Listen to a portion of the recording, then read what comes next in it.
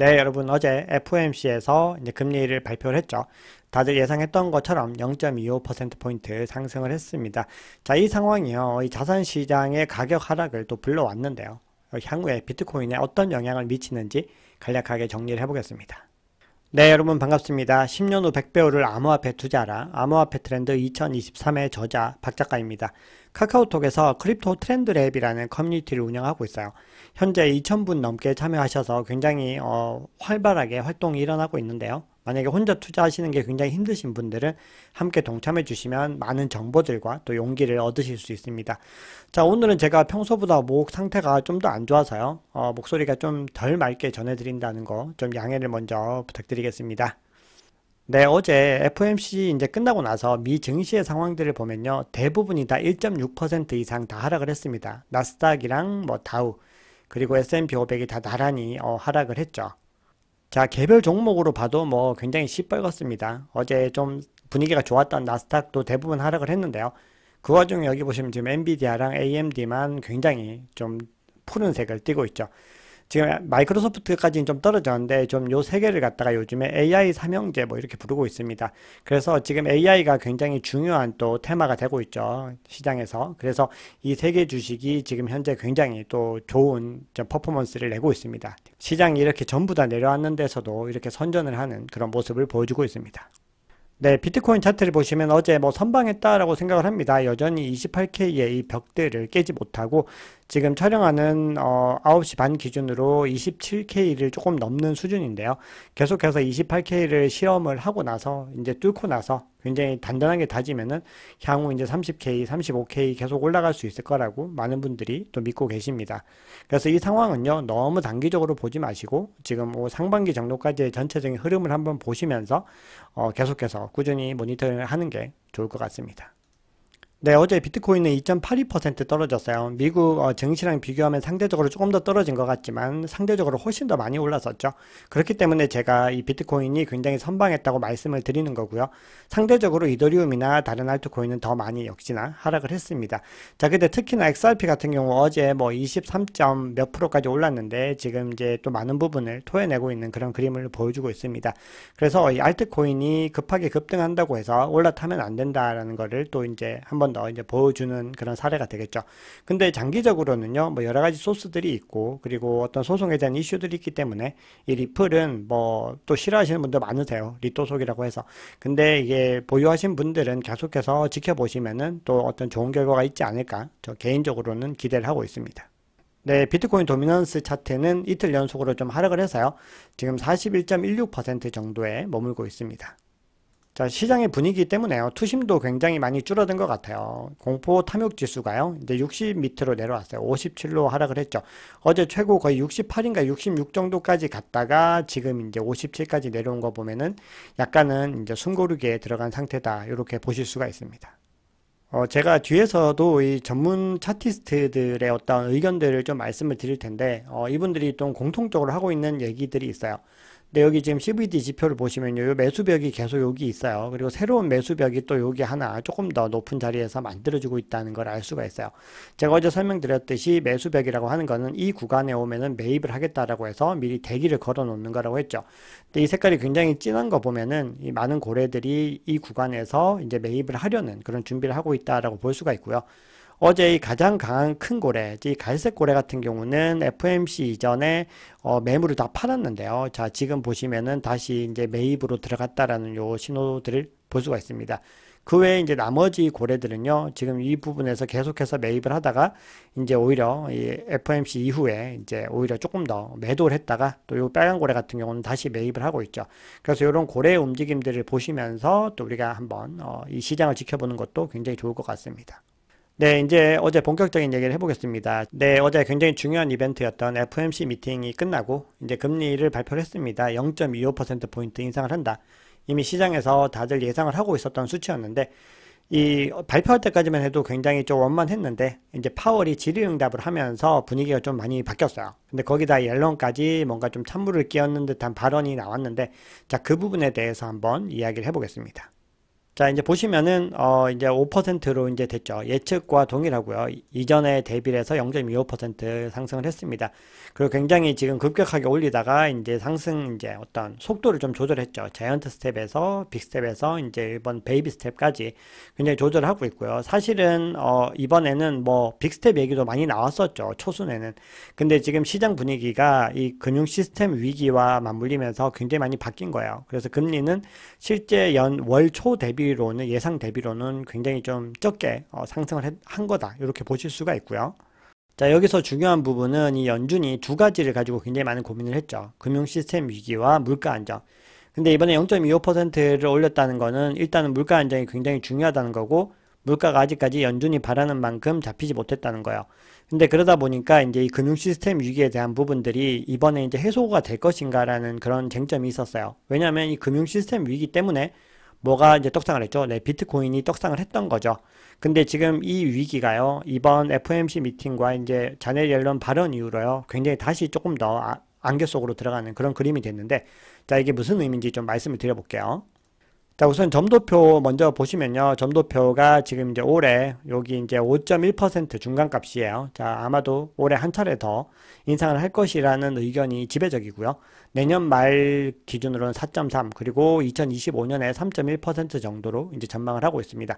점차적으로 이제 금리를 내리는 그림이고요. 자, 이 부분에 대해서도 먼저 좀 언급을 드리면, 2024년에 이제 이 금리가 하락하는 시점이 이제 비트코인에서는 굉장히 중요한 이벤트죠. 반감기가 있는 거예요. 자, 올해는 뭐 피보팅이 일어나지 않을 거다라고 얘기를 했는데, 파월이 어쨌든 2024년도에 계속해서 금리에 대해서 이제 줄여나가는 그런 과정이 들어가게 되면요, 아마도 이 비트코인의 반감기와 맞물려서 비트코인에는 또 굉장히 호재가 될 거라고 생각을 하고 있어요.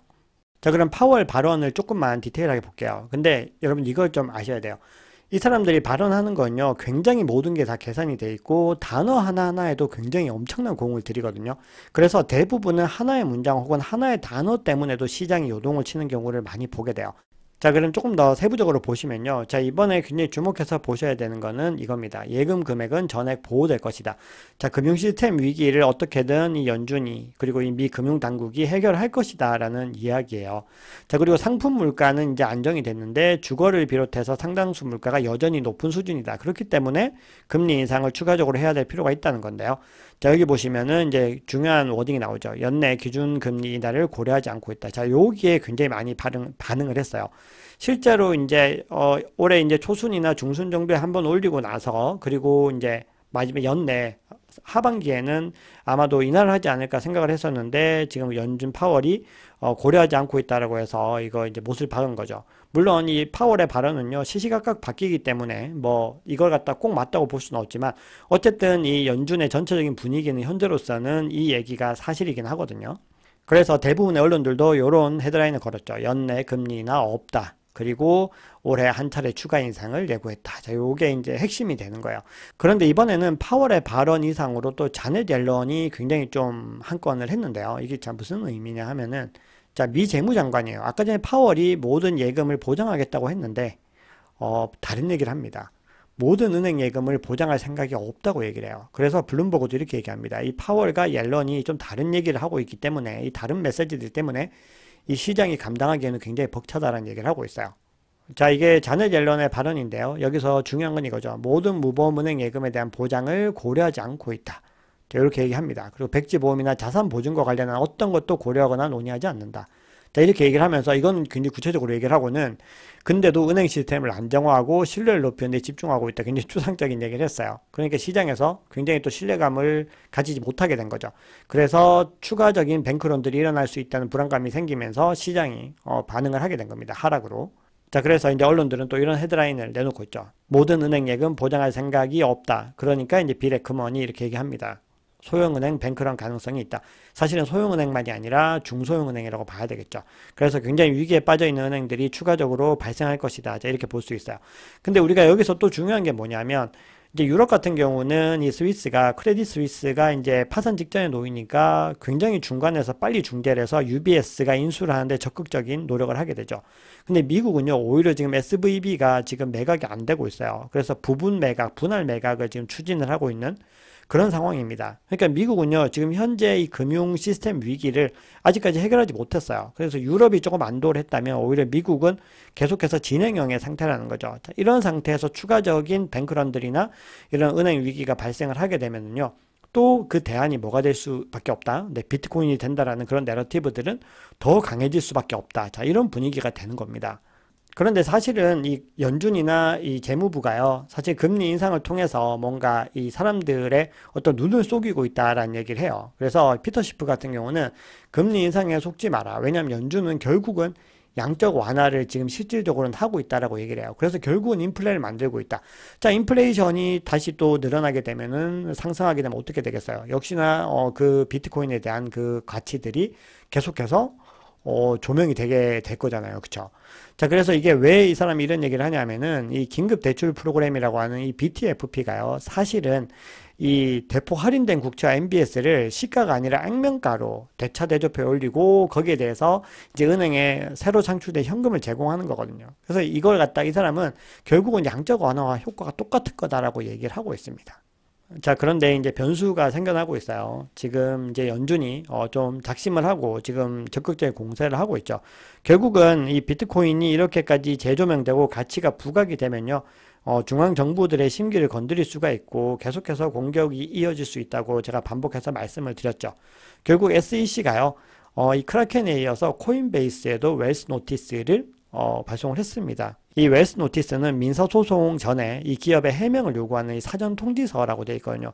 그러니까 우리가 이제 기소할 거니까, 너네 이제 공격할 거니까 너네 미리 준비해놔. 약간 요런 식의 시나리오가 되는 거거든요. 그래서 지금 코인베이스가 굉장히 좀 많이 하락을 했고요. 근데 이건 뭐 미리 알고 있었는지 캐시우드는 코인베이스 주식을 미리 매각을 했더라고요.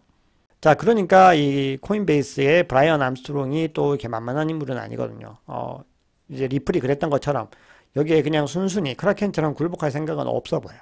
그래서 굉장히 이 사람이 거기에 대해서 우리가 이런 절차들, 상장 프로세스나 이런 것들에 대해서 본인들은 굉장히 정말 충실하게 설명을 했는데, 지금 현재 SEC가 거기에 대해서 제대로 된 어떤 자료라든지 그런 걸 제공해주지 않았다는 거예요. 어떻게 보면 리플과 조금 비슷한 상황이거든요.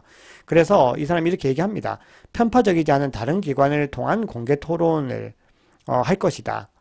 그리고 이 자리에서 이제 SEC의 부당함을 모두가 보도록 하겠다. 결국은 물러서지 않고 SEC와 정면 승부를 하겠다는 거예요. 자, 그러면 여기에 개입될 수 있는 기관들은 굉장히 뭐 많이 있겠죠. 근데, 자, 이걸 먼저 말씀드릴게요. 근데 그 중에서도 이제 굉장히 SEC에 대해서 굉장히 좀 정면으로 그 의견을 반박하는 기관이 있는데, 바로 이제 CFTC예요. 지금 CFTC가 계속해서 이런 얘기를 합니다. 이더리움은 증권이 아니야. 상품이야. 스테이블 코인도 증권이 아니야. 상품이야. 다 이렇게 얘기를 합니다. 그리고 미 SEC가 스테이킹 금지 유형을 명확히 제시하지 못했다고 공격을 하고 있고요.